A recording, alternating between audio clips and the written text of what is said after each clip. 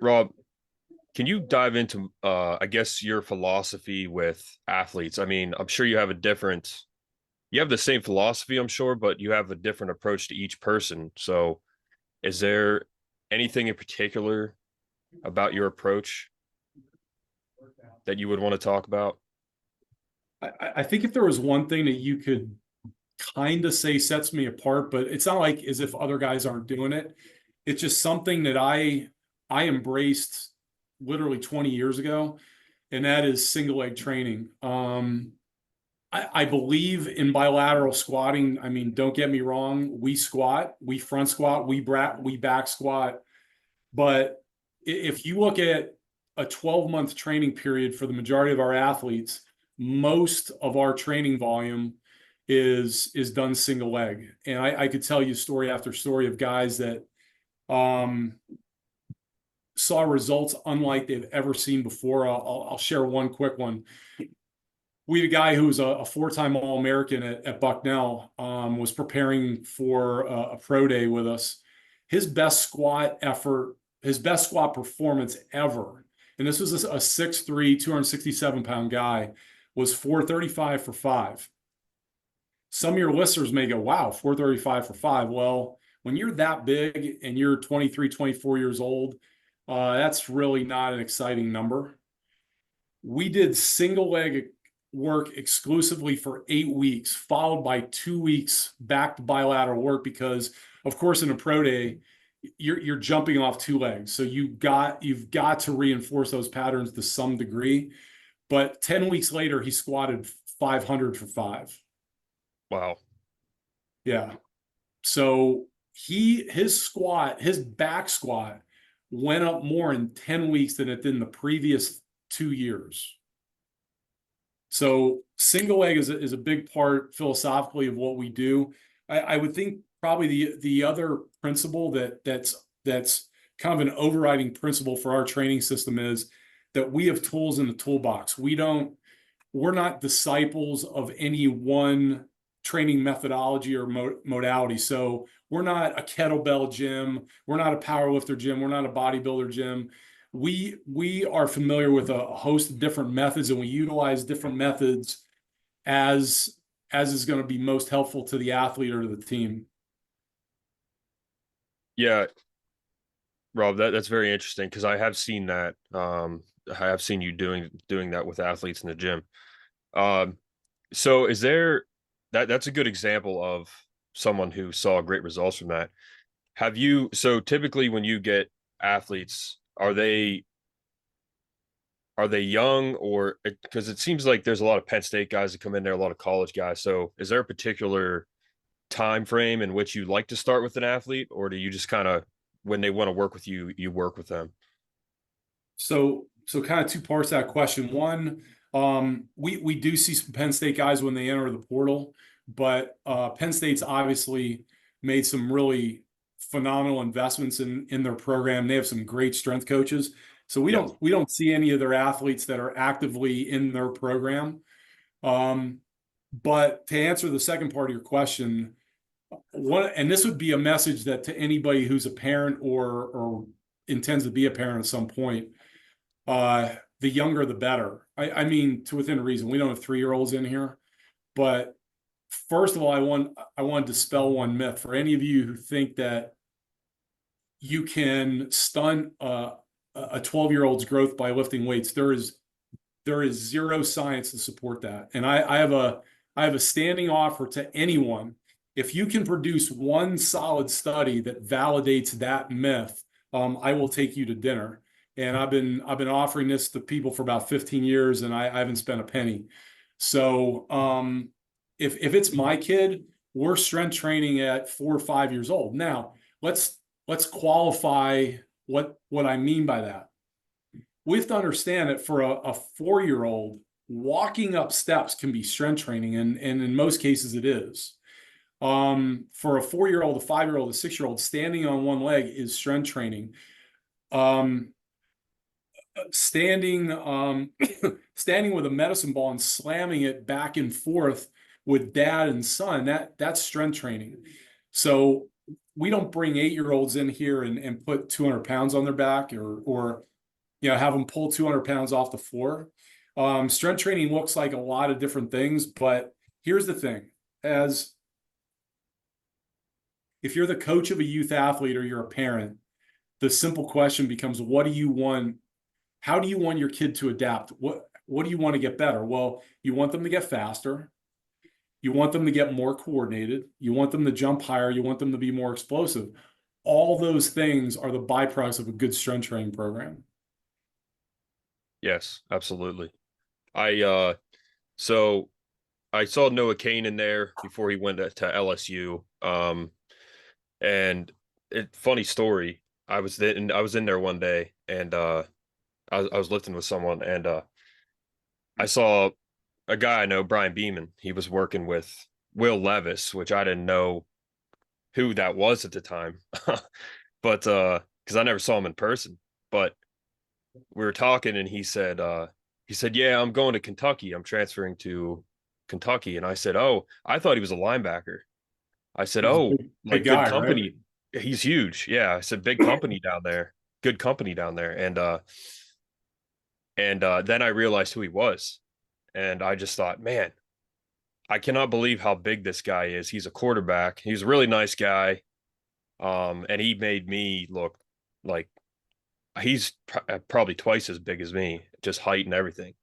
I couldn't believe how big he was as a quarterback, and now to see him in the NFL and everything, pretty interesting. But that's the type of stuff you see at your gym. You know, you see guys that are like you said, they're transferring. They're going to a different school. Now sometimes I see guys in there, and I'm like, I know they're an athlete. I don't know who they are, but I know that they're some sort of elite athlete. Um, Rob, you have your Wall of Fame, and I see, the Stupars on there. There's you got professionals at pretty much every level. You worked with Tyler Smith. You worked with volleyball. You Joe worked with Crispin, one of your Crispin. Yes, podcast guests. Yeah. Crispin. You got both of his jerseys up there on the wall. What does it take to get on that? Well, I've always wondered, what does it take to get on that Wall of Fame? I know I never will be because I never played college or anything like that, but it's very interesting that you have jerseys up there like that. I'm glad you asked. And I don't want to make this sound like I'm any better than anybody else, but you know, I we live by a standard around here, and there's if I spot let me tell you a quick story. A friend of mine from Pittsburgh knew this guy who used to spot Greg Lloyd, old linebacker for the Steelers. This is, way back in the 90s. Used to spot him at the gym. And when this guy started a training business, he listed Greg Lloyd as a client on his website. Like, we just don't roll that way. First of all, we're putting athletes on the wall, recognizing the effort that they put in while they were here, and acknowledging the blessing that we have in terms of being able to be part of their athletic life. But the integrity issue is every athlete on that wall has to have realized an improvement in their performance because of our training. So somehow our training has had to impact the way they perform and usually move them to another level. So if you walk into Victory, a parent walks into Victory with their kid for the first time and looks at that wall, I don't want there to be any question as to the validity of the people on that wall. Like, every one of those people have spent large amounts of time in this gym, moving a lot of iron, running a lot of sprints, jumping on a lot of boxes. Yeah, Matt Adams is another one. Yeah. Um, I was, I always spend July 4th in Phillipsburg. So we were at, July 4th, we were at the Phillipsburg Elks. They have his jersey in there along with Condo and everything, played for the Raiders. So it's cool to see Matt Adams. It's his World Series jersey too that you have in there. Yeah, it was great to have Matt here. Matt was like a little brother to me when he was here, and just all in. I think that's a big message for people that would be listening, that you're trying to move your kid along. I have some really I have some really strong beliefs in terms of the development of young athletes, and I think as a society we're making a lot of mistakes. But it really starts with being consistent and keeping your eye on the prize. And for Matt walked in the door here. He was an accomplished minor league player before I ever put my hands on him. But Matt walked in the door at 6'3", 285 pounds. And the first step was we had to get him lean. So the first off season, he dropped like 40 pounds. And once Matt really understood the science, and this is something I think is really important when you're a coach, when you're a trainer, you have to have enough knowledge so that you can confidently convey to your athletes and your clients why they're doing stuff. Because I really believe that when an athlete understands that there's a purpose in this exercise, or there's a purpose in the manner in which we do an exercise, they're going to be more excited, and the buy-in is going to be better. They're going to work harder because they know there's a method to the madness. Absolutely. Yeah, and that's a lot. That's a big task to get him leaner like that. Because I do remember him. He was a naturally big guy. But that's the thing about a lot of these athletes. They some of them look bigger than they actually are. They look like they weigh more than they actually do, and some of them look like they weigh less, or vice versa. So most people probably saw him at that time and said, "Man, like that's perfect," but he had to lean down. And that's, I've heard you talk about a few different athletes that needed to either get leaner, or gain weight. So that's like you've spoken about it. Every athlete is different in which the way you approach them. Now I know you worked with Nate Stupar when he was there. You worked with his brother. And then did you work with Courtney Brown too? No, Courtney was just a friend. I Yeah. was an assistant strength coach at Penn State in the late '90s, and Courtney was a Yep. sophomore at the time. And this could be half a podcast in and of itself, but there were a group of guys that I got to be friends with. In fact, Courtney's roommate of 3 years, Tim Argiriotti, did his pro prep with me, then played professionally at multiple levels. He played NFL Europe. He played in Canada. Um, I end up being in Tim's wedding. Tim is going to be in town tomorrow. So, and I think that's kind of a takeaway message for some of the coaches that might be listening to this. One of the benefits of doing what we do are the relationships that you develop, lifelong. I was just coaching two of my newest coaches on this 2 days ago. I'm like, listen, our job now, when athletes first come in, is we are a coach. We're not a friend. But what happens is over time, especially when your athletes, as we now say, retire, that relationship changes, and you now have friends for life. Absolutely. Yeah, that's definitely one of the most rewarding parts of it. I remember you telling me, well, you were on the sideline for, a lot of people remember when Penn State played Arizona in '99, and they beat them up. It was the opening game. I think you were there in '99. How long were you there, Rob, on the No, sideline of Penn I was State? there in '97 and '90 into '98. Okay. Okay. This is a Justin Kirpakis story you were telling me about. So it must not have been '99, but I remember we were talking about that game. But you said that Kirpakis particularly, he was like shaking, and he was going out onto what was it, kickoff or something like that. Yeah, Penn State had, in my opinion, to this day, as good a kick coverage team as you're ever going to see.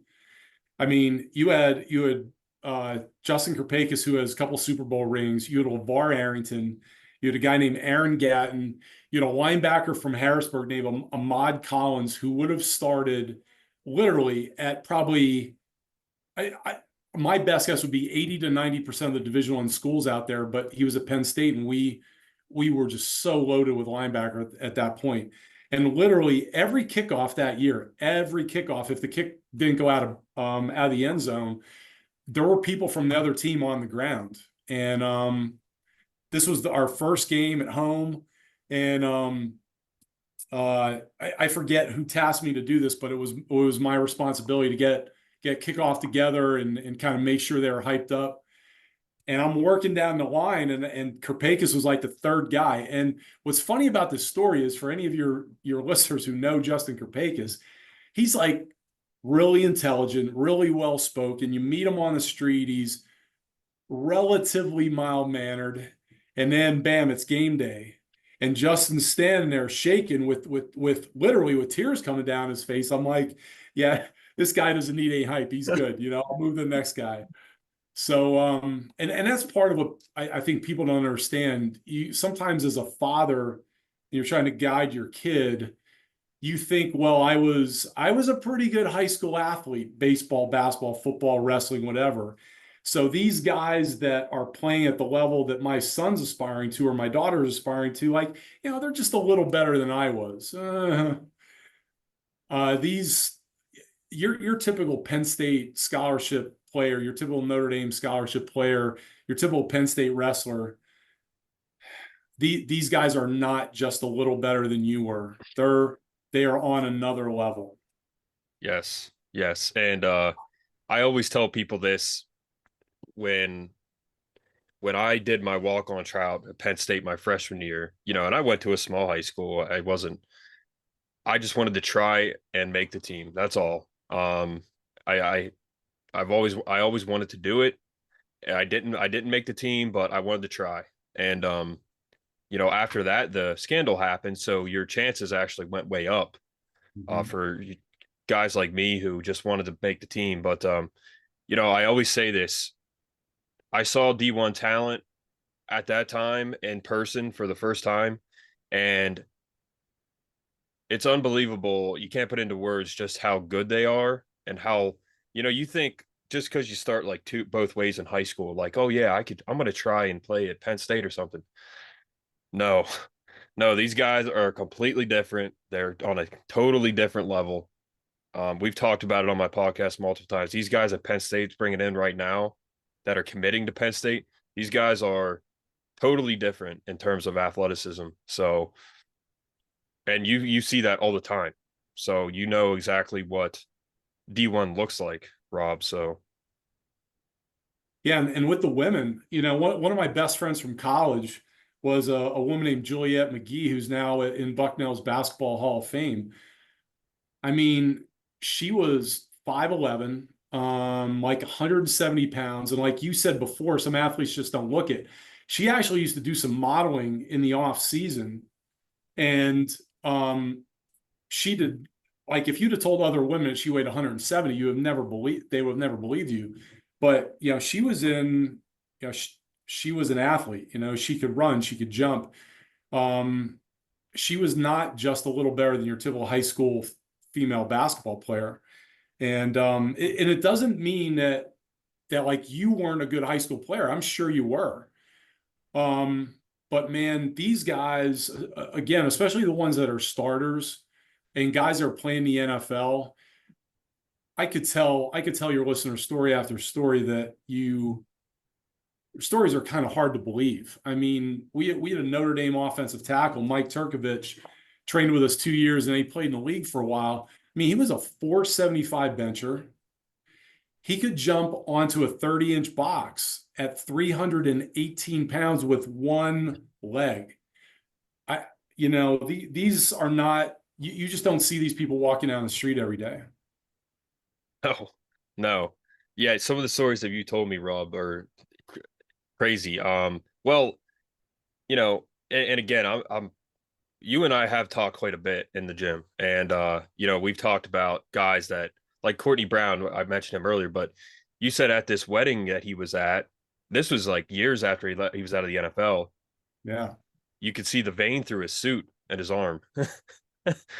Yeah, so a lot of your listeners will probably relate to this. Imagine this.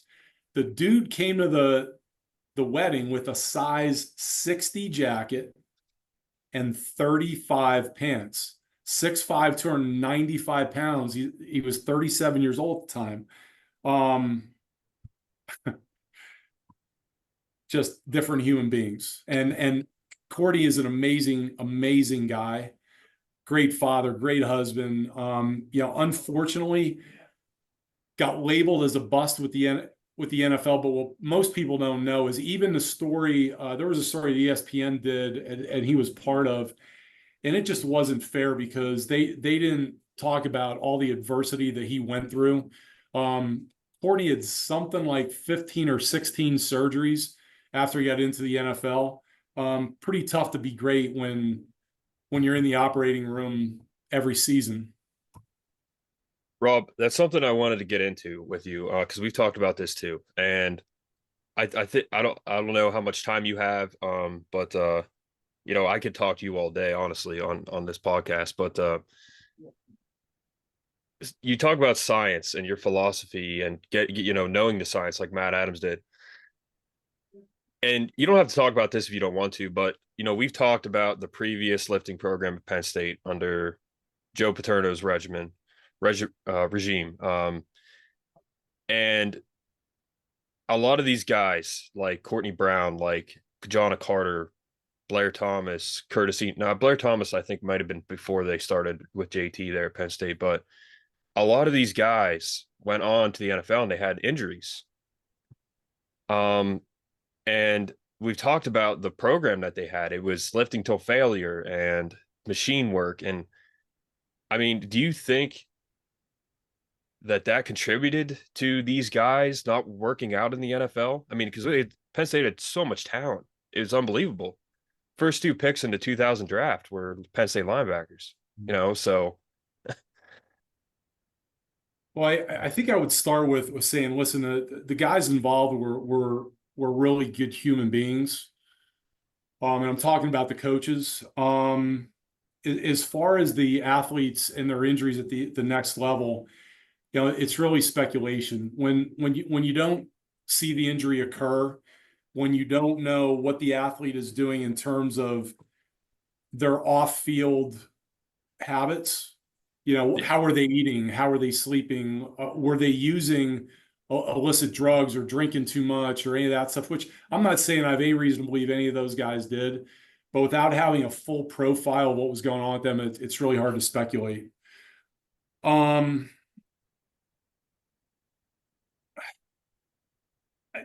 I just want to say, I think the science supports a free weight, body weight approach to developing athletics. And I think I'd kind of prefer to leave it there, but Yeah. you can't deny the changes in some of those guys once they started training differently. Yes. Yeah. A lot of these guys got a lot bigger, a lot stronger, a lot faster. Yeah, and yeah, I like your answer.